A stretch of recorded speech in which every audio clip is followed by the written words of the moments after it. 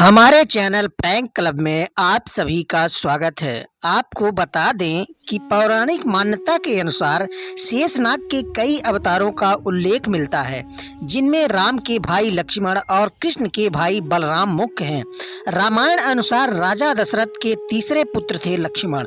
उनकी माता का नाम सुमित्रा था। वास्तव में लक्ष्मण का वनवास राम के वनवास से भी अधिक महान है। 14 वर्ष पत्नी से दूर रहकर उन्होंने केवल राम की सेवा को ही अपने जीवन का ध्येय बनाया है। जब राम और सीता के साथ लक्ष्मण भी वनवास को जाने लगे, तब पत्नी उर्मिला ने भी उनके साथ जाने की जिद की, परंतु लक्ष्मण ने उन्हें यह कहकर मना कर दिया कि अयोध्या के राज्य को और माताओं को उनकी आवश्यकता है। उर्मिला के लिए यह बहुत कठिन समय था। ऐसे में जब कि वह नाव बधू थी और उनके दाम्पत्य जीवन को तो अभी शुरुआत ही हुई थी। लक्ष्मण के वनवास जाने के बाद उर्मिला के पिता अयोध्या आए और उर्मिला को मायके चलने का अनुरोध करने लगे, ताकि मां और सखियों के संदिग्ध में उर्मिला का पति वियोग का दुख कुछ कम हो सके।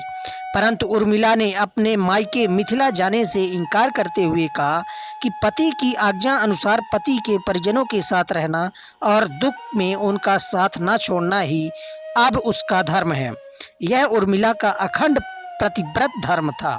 इस संबंध में मान्यता कर आधारित एक कथा पढ़ने को मिलती है। इस कथा का वर्णन रामचरितमानस आदि में नहीं मिलता है।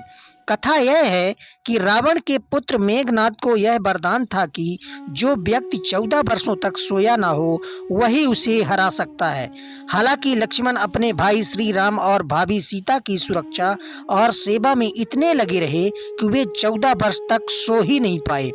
कथा अनुसार उनके बदले उर्मिला 14 वर्ष तक सोती रहीं।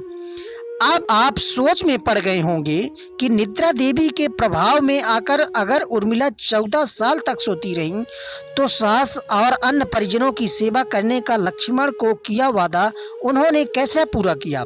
तो उत्तर यह है कि सीता माता ने अपना एक वरदान उर्मिला को दे दिया था। उस वरदान के अनुसार उर्मिला एक साथ 3 कार्य कर सकती थी।